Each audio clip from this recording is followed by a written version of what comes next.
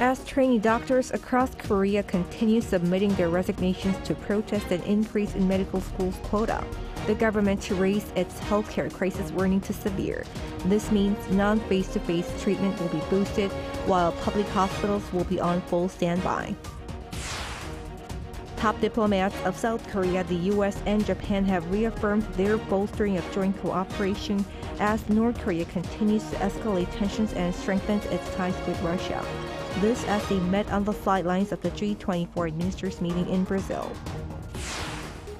The U.S.-made spacecraft Odysseus has landed on the moon for the first time in more than half a century and also the first ever by a private company. It's February 23, 2024. This is Newscenter. Good evening. Thank you for joining us. I'm Yoon Jung-min.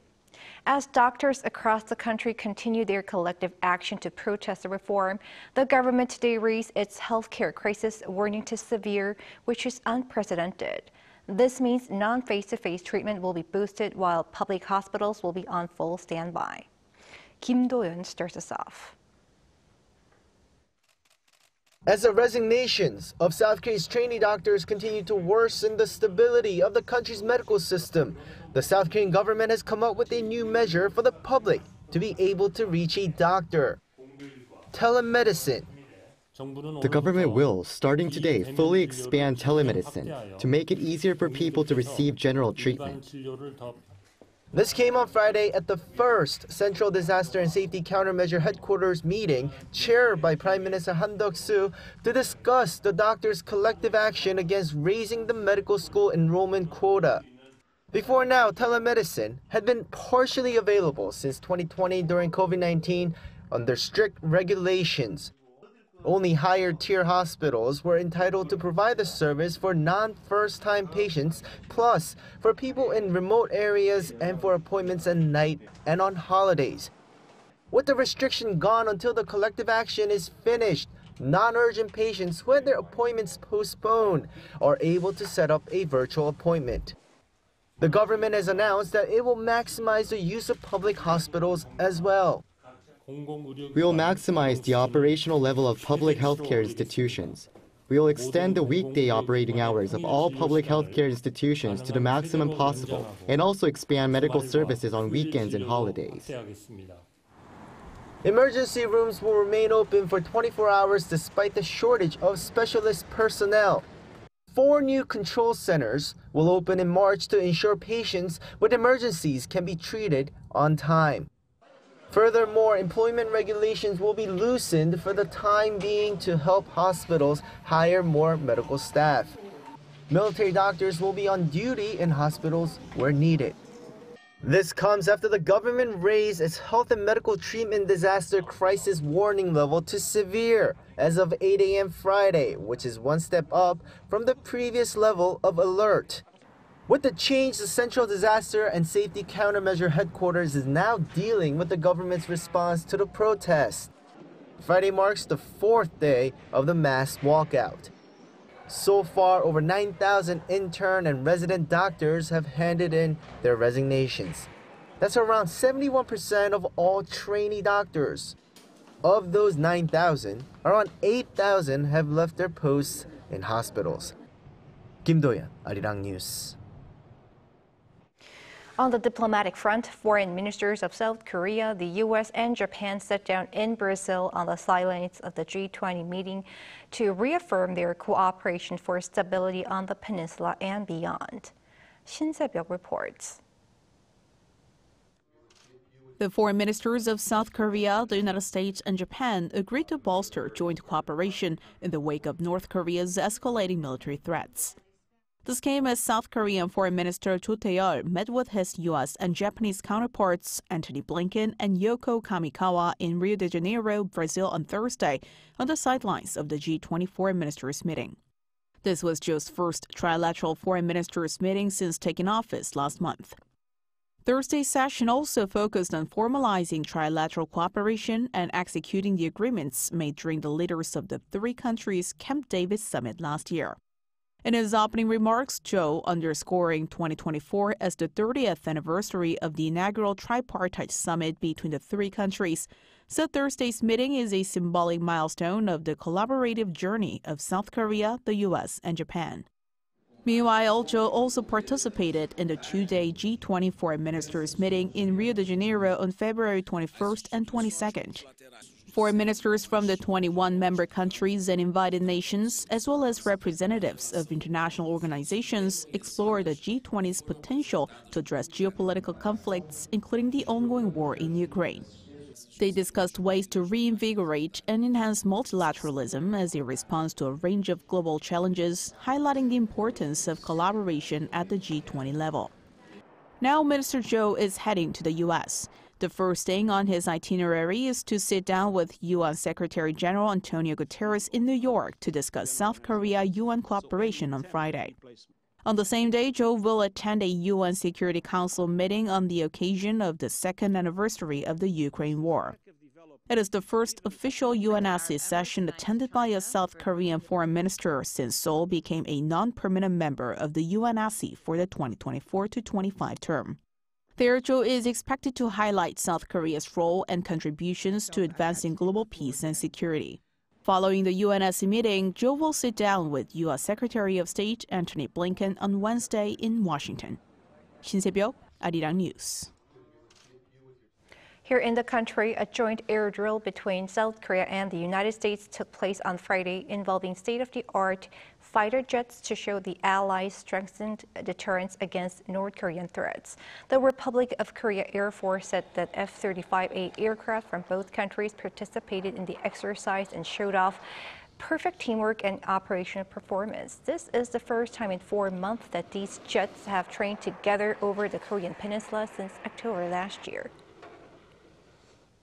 As Ukraine marks 2 years of Russia's full-scale invasion this Saturday, pundits are reiterating the risks of North Korea's role in advancing Moscow's aggressive ambitions, which they believe offer Kim Jong-un an actual testing ground for his weapons ambitions. Our defense correspondent Choi Min-jung covers their comments. 2 years into the Ukraine war, Russia has been turning to North Korea to seek more gasoline for its fire. The two sides are believed to have been strengthening their military cooperation after Kim Jong-un and Vladimir Putin met in Russia last September. Pyongyang has allegedly sent around 2.5 million rounds of artillery to Moscow for use against Ukraine. Although early assessment has shown that the decades-old North Korean shells appear to be of poor quality, experts say that simply quantity itself matters on the battlefield. So quantity is very helpful for Russian operations because they've been going through thousands of shells every day. Having thousands of rounds per day to provide to Russia certainly increases the damage to Ukrainian infrastructure as well as increasing Ukrainian casualties. What's more concerning, though, is Russia's deployment of North Korea's latest KN-23 and KN-24 ballistic missiles. Ukraine's top prosecutor general Andriy Kostin this week confirmed that at least 24 ballistic missiles recently launched by Russia were from North Korea. Although the accuracy is still questionable, the prosecutor said the missiles killed at least 14 civilians and wounded 70.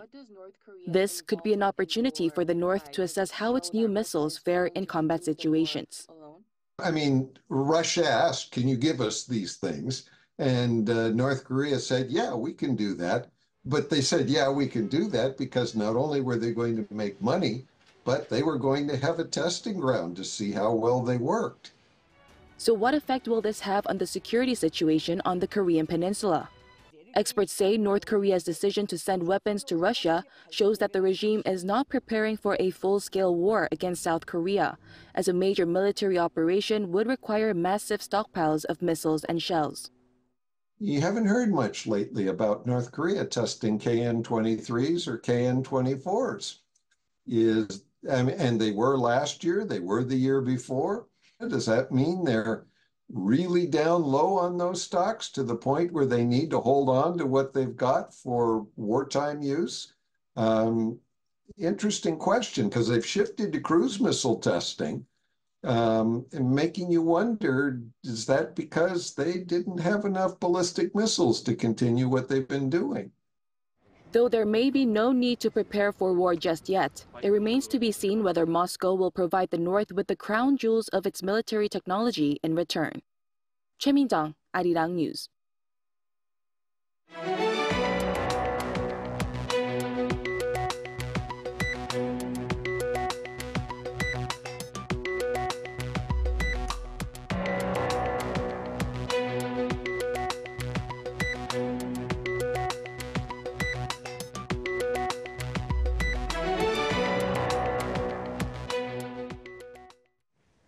The U.S. spacecraft Odysseus has landed on the moon for the first time in more than half a century, and the first ever by a private company. Our Lee Yun-hee has the latest. After 52 years, the United States is back on the moon. Lunar lander Odysseus became the world's first privately built spacecraft to touch down on the moon's surface. According to the Houston-based Intuitive Machines, which made the lander, Odysseus successfully achieved this feat in renewed U.S. lunar exploration at 6:23 p.m. Eastern Time on Thursday. Today, for the first time in more than a half century, the U.S. has returned to the moon. Today, for the first time in the history of humanity, a commercial company, an American company, launched and led the voyage up there. The NASA-sponsored spacecraft is now the first American lunar lander to touch down on the moon's surface since the Apollo 17 mission in 1972. Odysseus, or the Nova C lander, was launched on a SpaceX Falcon rocket on February 15th. On Thursday, one day after the spacecraft entered lunar orbit, confirmation of the landing took several minutes before a faint signal was detected. During the final descent, flight controllers had to switch to an untested landing system due to a problem with the craft's navigation equipment. 2 hours after touchdown, Intuitive Machines announced Odysseus is upright and starting to send data, and that it was working to downlink the first images from the lunar surface. NASA Administrator Bill Nelson congratulating all of those involved, namely Intuitive Machines, SpaceX, and NASA, called the landing a new adventure in science, innovation, and American leadership in space. The lunar lander is carrying scientific instruments from NASA and private contractors that will conduct experiments on the surface. It landed on target near the unexplored lunar South Pole, which potentially has water in the form of ice, something that could be used to provide rocket fuel for missions to other parts of the solar system. Odysseus uses solar power and is scheduled to operate for a week, until the onset of the lunar night, when the lack of sunlight will cause the lander to enter sleep mode. What a triumph! Odysseus has taken the moon. This feat is a giant leap forward for all of humanity. Lee Yun-hee, Arirang News. Today at the National Assembly here in Korea, Prime Minister Han Duck-soo urged Congress to play a more active role in extending the grace period for the Serious Accidents Punishment Act. This call was made during the last day of the two-day-long interpellation session on Friday, with lawmakers quizzing government officials on the economy this time. Han stated that if the extension of the Act's grace period fails to be approved again, the government will consider other possible actions to take. A few weeks ago, the ruling PPP and the main opposition DP failed to reach an agreement over the extension, and the rule has now been applied to smaller companies. This time of the year is usually graduation season here in Korea, and this means the local flower industry often sees a boost in sales. But it's a different story this year, and more people start to look for ways to buy flowers at a cheaper price. Our Park Gon-woo has more on this new trend. Only about 60%. This is what one flower shop owner said when asked how much sales had recovered during the recent graduation season compared to pre-pandemic levels. Graduation season in Korea during December through February is usually when the flower industry sales blossom. But lately, it's been wilting. Because people haven't been buying flowers that often, even after COVID-19, the need for flowers has disappeared. If people had been continuously buying flowers, they would be interested in buying them and sometimes even making a habit out of buying flowers. One expert offered other reasons. There's the perception that flowers are too expensive, and along with the decrease of the school-age population, shrinking overall consumption are other reasons as well. According to the auction price data from Korea Agro-Fisheries and Food Trade Corporation earlier this month, the prices of many flowers used in graduation bouquets saw on-year increases. In particular, hydrangea was up by around 150%, gypsophila rose by 30%, and freesia around 10%. Experts say factors include bad weather and increased imports of low-cost flowers. So, due to higher prices, people are looking at ways to buy flowers more cheaply. I usually go to flower markets and buy them in bulk to get them at a more reasonable price. Some are even trading flowers through used goods smartphone apps. A graduation bouquet like this can cost as much as between $20 and $50, but they are also being traded at lower prices, sometimes reduced by more than 50% on used goods apps. Bouquets that are said to have been used only for a short time to take pictures with at graduation ceremonies are being traded using these platforms. With this having a knock-on effect on the flower industry, one expert says there are ways to see it bloom again. The distribution stage should be reduced, prices should be lowered for consumers, and appropriate compensation should be given to farmers and for labor costs due to the change in the labor environment. And the expert concluded the government should come up with actual measures to revive the industry, along with its 5-year promotional plan announced in 2022, to increase flower production volume by over $520 million by the year 2026. Park Gon-woo, Arirang News. Sports now and the Table Tennis World Championships. South Korea has advanced to the semifinals of the men's team tournament. In the quarterfinals on Friday at the International Table Tennis Federation World Team Table Tennis Championships being held in Busan, South Korea swept past Denmark 3-1. Teams that reach the semifinals get to secure at least a bronze medal even if they lose, as there is no third-place match. With this, it would be the 4th straight time for South Korea's men's team to win a medal at the biannual team event. In the semifinals scheduled for Saturday, South Korea will face the world's strongest team, China, who's aiming for its 11th consecutive world title.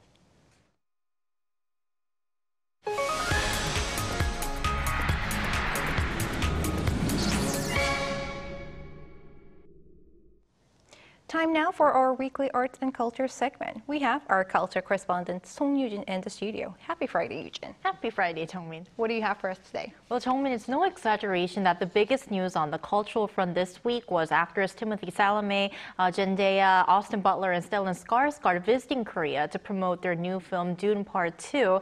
Now, this movie is gearing up for its premiere in Korea on Wednesday next week. And with this, Timothée Chalamet will have 2 movies on the big screen now. So what's in store for moviegoers this time around in Korean theaters? Let's first take a look.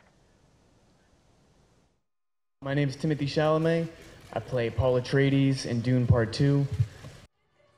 This 28-year-old American actor is currently making waves at the Korean box office.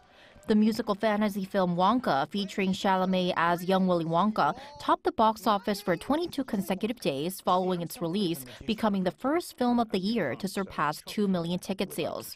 While February is considered a low season for the big screen, Wonka is about to face competition from another Chalamet film, the sci-fi Dune Part 2. This sets the stage for a two-way showdown between the chocolate man Chalamet and the space army commanding Chalamet. And I feel that my films, whether it's The King or Dune or Wonka right now, have been as warmly received in Korea as they have been anywhere in the world. It's a blockbuster sequel following Part 1's triumph during the pandemic. Despite COVID's grip, the Frank Herbert novel-based sensation raked in $400 million at the global box office and sold over 1.6 million tickets in Korea alone. This sensation even brought up the term dun친자, meaning Duniac in Korean. Dune's success comes from the star power of Timothée Chalamet, director Denis Villeneuve's visual effects, and his skillful handling of suspense. Although the genre of space opera wasn't particularly popular in Korea, the movie succeeded because it simplified the original novel's universe into this tight, gripping storyline, making it enjoyable for all. Part 2 will focus on the main character, Paul Atreides, seeking revenge against the people who killed his family. Oppenheimer director Christopher Nolan likened the movie to Empire Strikes Back, often regarded as the best in the Star Wars film franchise. I will say that Dune Part 2 is a much more muscular movie, meaning about action. There's more. However, the two Chalamet movies are facing another strong competitor. The Korean cult thriller Exuma, starring veteran actor Choi Min-sik, ended Wonka's 3-week box office dominance on the day of its premiere. For the movies themselves, it's a competition, but a treat for film enthusiasts. You know, Eugene, speaking of Timothée Chalamet, his visit is certainly has captured a lot of attention here. I recall seeing pictures of him being taken in downtown Seoul and just a crowd welcoming him at the airport. Right, he's really popular, so Timothée Chalamet really solidified his fan base here in Korea with his 2018 film Call Me By Your Name. And film critics say his portrayal of a young boy navigating the journey to adulthood resonated profoundly with the Korean audience.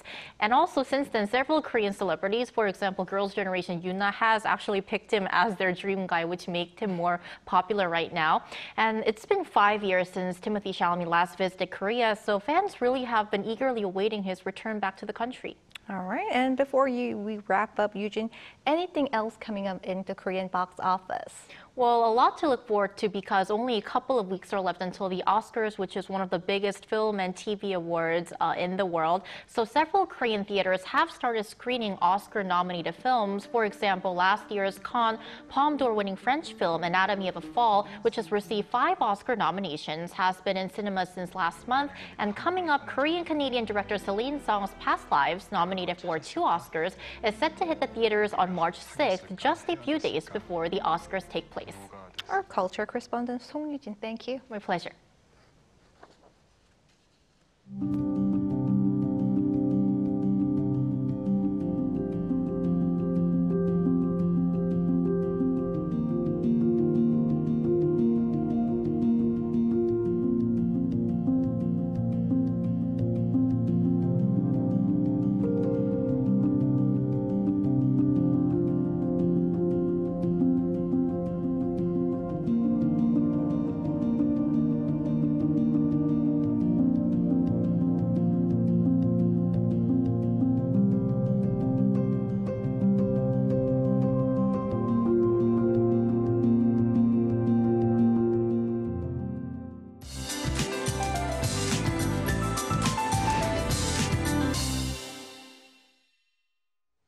Cold winds stayed in the middle of the day and the weather was chilly today, so there are many places with snow or ice piled up on the roads.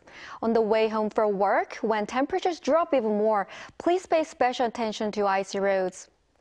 Light rain and snow have continued only in the inland areas of the Jeollado provinces and on Jeju Island. Rain clouds will persist in this area tomorrow.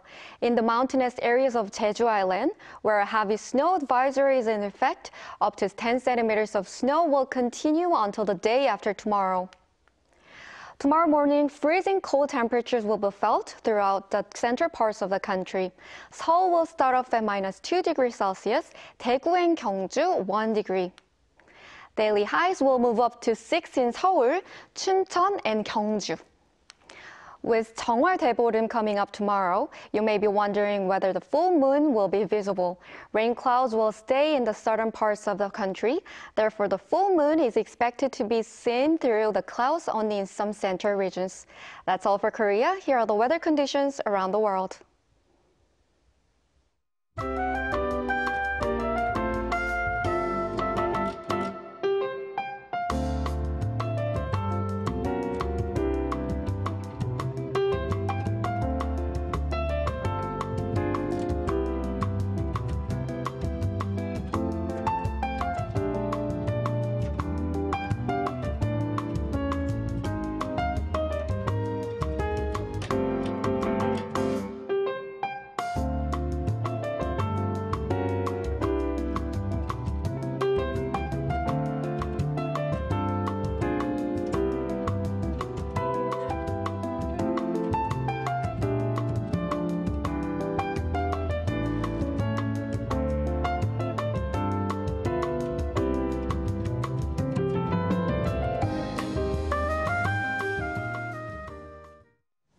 That is Newscenter for tonight. Thank you for watching. A panel session coming up.